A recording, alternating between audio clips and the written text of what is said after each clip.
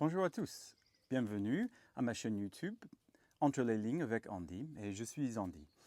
Je suis une Américaine et ça fait 15 ans que j'habite en France. Et souvent j'ai des amis qui écoutent les chansons en anglais et ils me demandent Andy, qu'est-ce que ça veut dire cette chanson? Tu peux me traduire un peu, tu peux m'expliquer? Donc j'ai eu l'idée hier, j'étais en train d'écouter une chanson de Elton John, euh, Goodbye Yellow Brick Road, au revoir à la route de pavé jaune, si on traduit littéralement. Et j'ai eu l'idée de pas nécessairement faire une chaîne où je traduis mot par mot pour les paroles, mais plutôt pour donner une interprétation des sentiments, du symbole, mais aussi un peu l'explication d'une chanson. Euh, la musique, c'est quelque chose euh, que j'adore depuis que je suis très jeune. J'écoute toujours la musique. Ça évoque beaucoup d'émotions. J'aime tous les genres de musique, de classic rock, alternative. J'ai agrandi dans les années 90 avec la musique grunge, alternative, un peu comme ça, rap, hip-hop, blues. J'adore la blues aussi. Donc aujourd'hui, je voudrais faire une sorte d'explication de la chanson Goodbye Yellow Brick Road.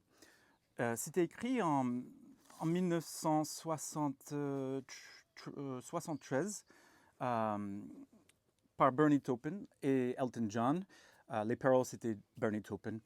Euh, Honnêtement, je ne connais pas énormément de choses sur Elton John ni Bernie Taupin. J'écoute la musique, j'adore, mais j'ai jamais lu une biographie ni vu le film. Je sais qu'il y a un film qui existe de Elton John. Donc, ça va être authentique. Je n'ai pas fait beaucoup de recherches avant de faire cette vidéo. Euh, donc, c'est que mes émotions, les sentiments que j'ai quand j'écoute la musique. Et je vais vous expliquer. Première chose, la chanson Goodbye Yellow Brick Road, c'est une allusion au film Le Magicien d'Oz. Ça, c'est un film que je connais beaucoup, très bien, parce que j'ai vu beaucoup. Quand j'étais jeune, c'était la tradition chez moi, Thanksgiving. Tous les Thanksgiving, ils jouaient ce film sur la télé. C'était une tradition américaine dans l'époque. Donc c'est un film que je connais très bien. Et si vous ne connaissez pas, je vous recommande vivement de regarder. C'est un film très vieux.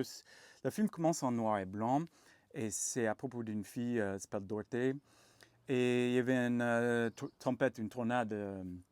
Ça commence en noir et blanc et la maison était prise dans la tornade et c'était envoyé ailleurs. Et quand elle s'est réveillée, la maison était tombée, elle était perdue, elle ne sait pas où. Et il y avait une sorcière écrasée sous la maison. Et elle portait des souliers en rubis, des chaussures en rubis. Donc Dorothy a pris les chaussures, a porté les chaussures. J'ai pas vu le film depuis un moment, donc j'essaie de me rappeler un peu. Mais sur le chemin, elle trouve cette route ou ce chemin de pavés jaunes. Et sur la route de briques jaunes, pardon, la route de briques jaunes. Et sur la route, elle commence à rencontrer des autres personnages. Et le premier personnage qu'elle a rencontré, c'était le bûcheron en fer blanc. Et le bûcheron, lui, il pensait qu'il n'y avait pas de cœur, pas de compassion pour les autres, pas d'émotion. Donc, elle cherchait sa maison, elle voulait retourner chez elle. Et elle était perdue. Donc, tout le monde a dit, si tu suis la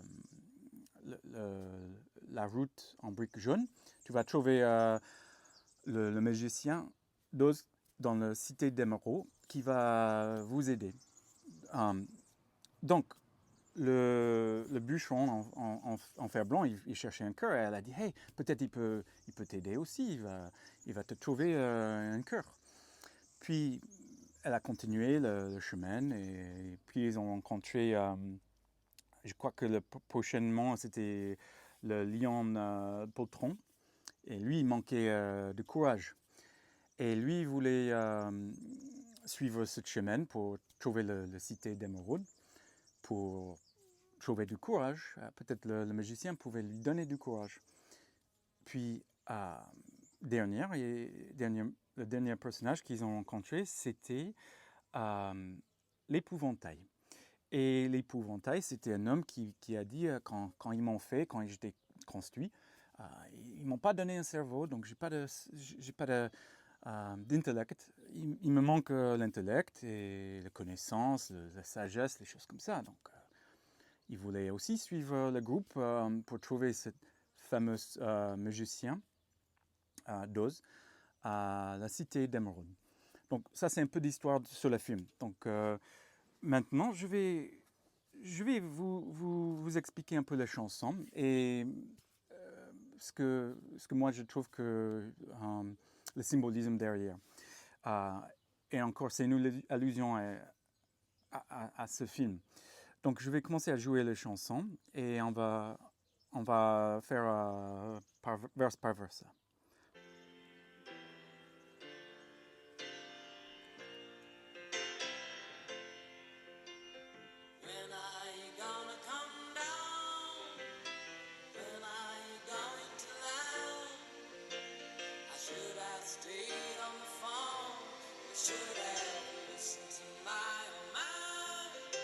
Donc, au début, il commence à dire, si on traduit littéralement, il dit « Quand est-ce que tu vas redescendre ?» Et pour moi, ça veut dire... je pense qu'il est en train de parler à lui-même, à son propre ego. Le soi est en train de parler à son ego pour dire « Quand est-ce que tu vas redescendre?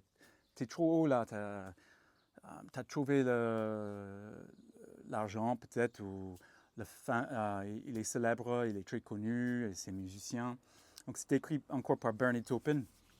Et puis il continue à dire quand est-ce que tu vas atterrir. Donc ça veut dire qu'il est là, il pense qu'il devrait, il veut s'ancrer sur Terre. Puis il dit j'aurais dû rester à la ferme. Donc le fait qu'il dit ça, pour moi, ça veut dire qu'il lui manque, il a du regret un peu. Il a du regret qu'il aurait dû rester chez lui. À mon avis, son famille, c'était une famille de paysans, peut-être des agriculteurs. Et il a des regrets. Donc cette vie de musicien, tout ça, c'est pas vraiment ce qu'il pensait au début. Puis il dit j'aurais dû écouter mon vieux, j'aurais dû écouter mon père en fait. Donc ça veut dire que son père il a dit hey, il faut pas faire ça, c'est pas une vie pour toi. Mais peut-être il était un écrivain, il était musicien, il avait ce désir de devenir quelque chose incroyable. Il voulait suivre son cœur.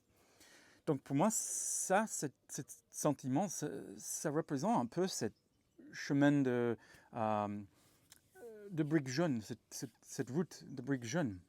Il pense dans le film que s'ils suivent cette chemin de briques jaunes, ils vont trouver cet incroyable magicien d'Oz. Sauf quand ils sont arrivés, il y avait des autres parleurs et quand le magicien il parlait, il pensait que c'était comme un dieu, il utilisait beaucoup de fumée et magique, tout ça, mais en fait, le petit chien de Dorothée, il a tiré le rideau. Puis ils ont trouvé c'était un petit bonhomme derrière le rideau, avec des micros, tout ça. Donc, il n'était pas vraiment un magicien, c'était pas quelqu'un d'incroyable, c'était pas...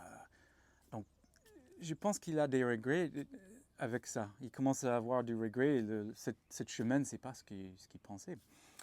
Donc, puis il dit, tu sais que, il dit, j'aurais dû écouter mon vieux. Donc, on continue après ça.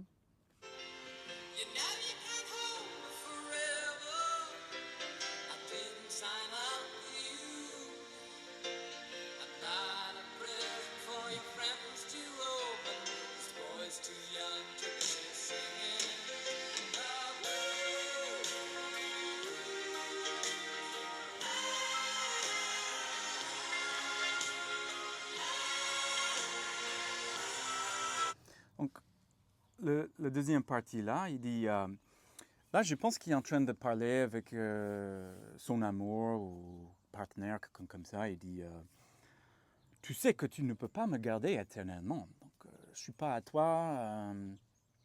C'est ça la première ligne. Puis il dit, je ne me suis pas engagé avec toi. Donc, on sait qu'ils n'ont pas de contrat, ils ne sont pas mariés, paxés, quelque chose comme ça. Et donc, on voit qu'il n'est pas heureux avec son amour, cette personne. Puis il continue, il dit je ne suis pas un cadeau pour que tes amis m'ouvrent. Donc, il veut dire je ne suis pas un objet. Moi, je voulais d'autres choses dans ma vie. Donc, il cherchait l'amour peut-être, et finalement, c'est pas ça ce qu'il a. Lui, l'autre personne, il l'utilise comme un objet. Donc, il y a deux personnes dans la chanson. On va dire le protagoniste, c'est l'écrivain, et l'autre personne, on va dire, c'est l'antagoniste. Et donc, il dit après, ce garçon est trop jeune pour chanter le blues. Donc, je sais que Elton John, lui, il est né en 1947 environ. Et Bernie Taupin, il a un peu, il a le même âge environ. Donc, ils avaient environ 25 ans quand ils ont écrit cette chanson. Donc, ils sont jeunes. Et il dit, je suis trop jeune pour chanter le blues. Et le blues, ça, c'est un style de musique. C'était écrit par les Noirs américains dans une époque où ils avaient beaucoup de souffrance, beaucoup de pauvreté. Ils étaient très pauvres. Et c'était un style de musique qu'ils utilisaient pour montrer leur dépression, d'évacuer cette émotion dans un sens. Donc, il dit, je suis trop jeune pour ça. Je suis trop jeune. Donc, ça, c'est la deuxième partie. Puis, il y a le refrain. On va écouter le refrain ensemble.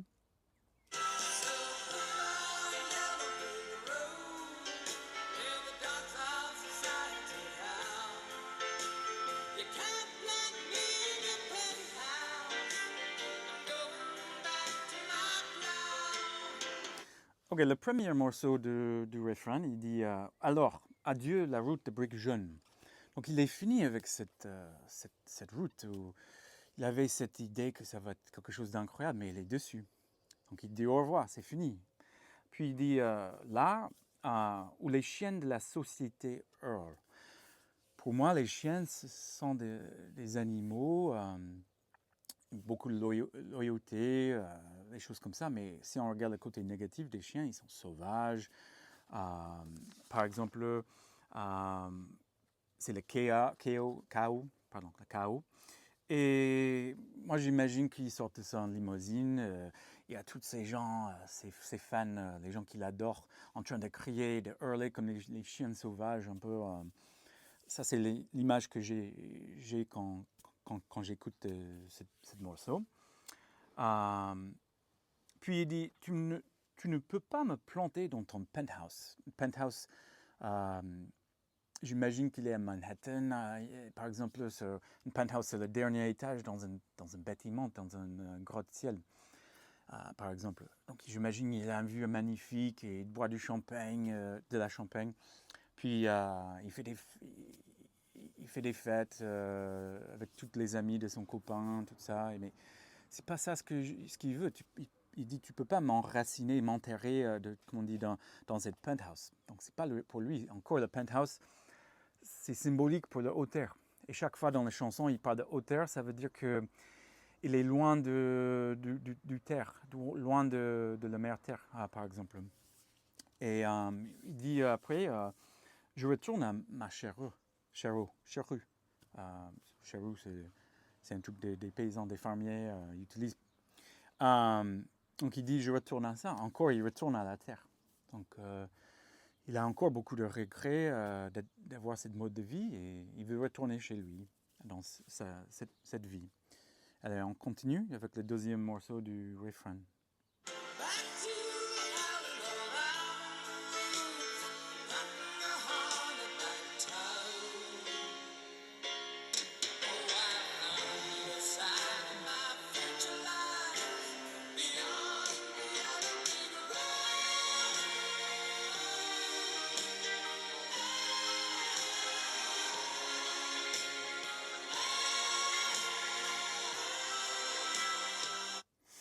Donc là, il dit retour au vieux hibou hurlant dans les bois.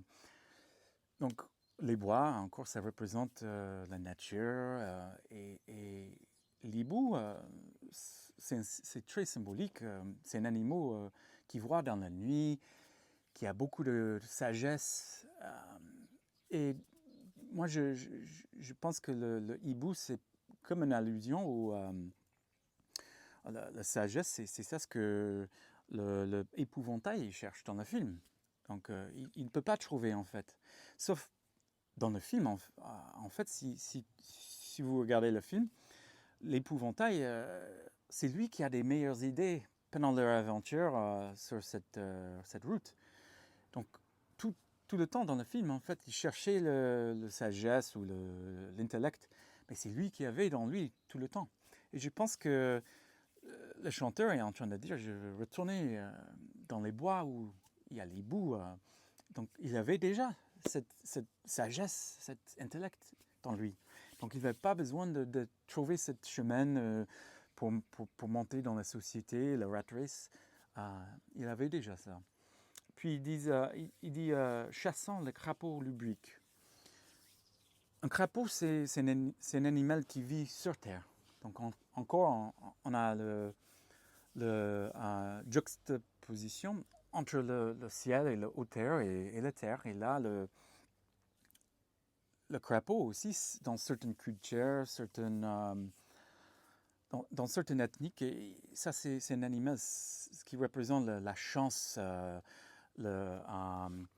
C'est quoi le mot en français c'est plutôt la chance, l'argent, peut-être les choses comme ça, la prospérité, je pense que c'est le mot, la prospérité. Et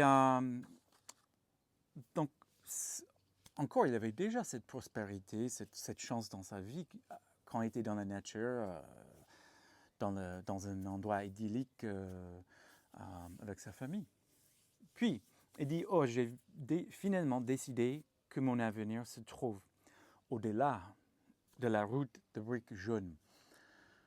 Donc encore, il finit. Il a fini cette route.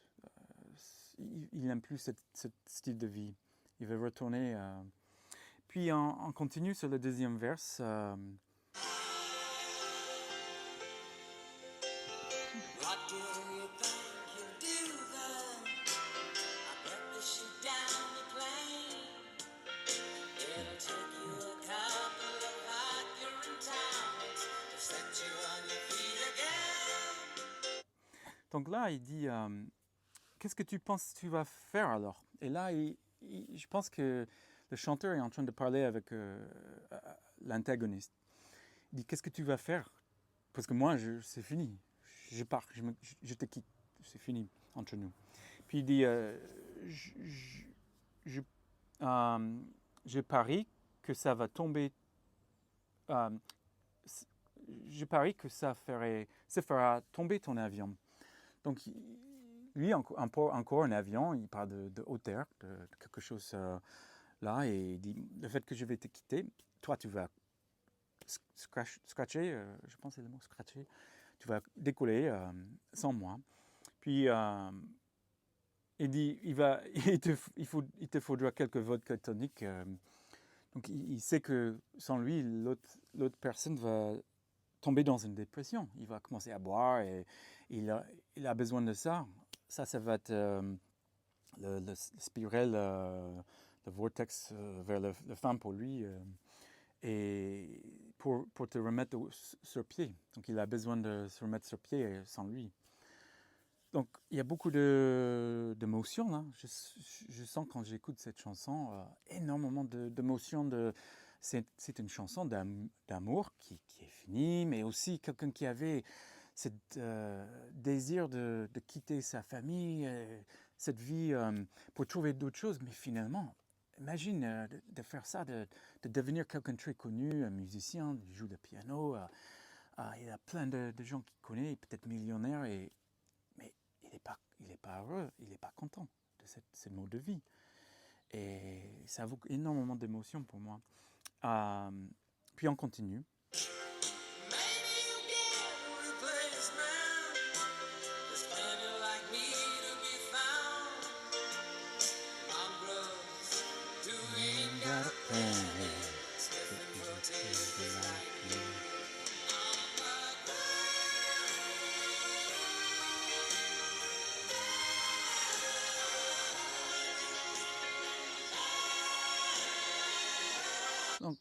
le dernier vers, là, le dernier morceau, il dit peut-être que tu trouveras un remplaçant. Donc il pense qu'il va trouver quelqu'un d'autre pour le remplacer.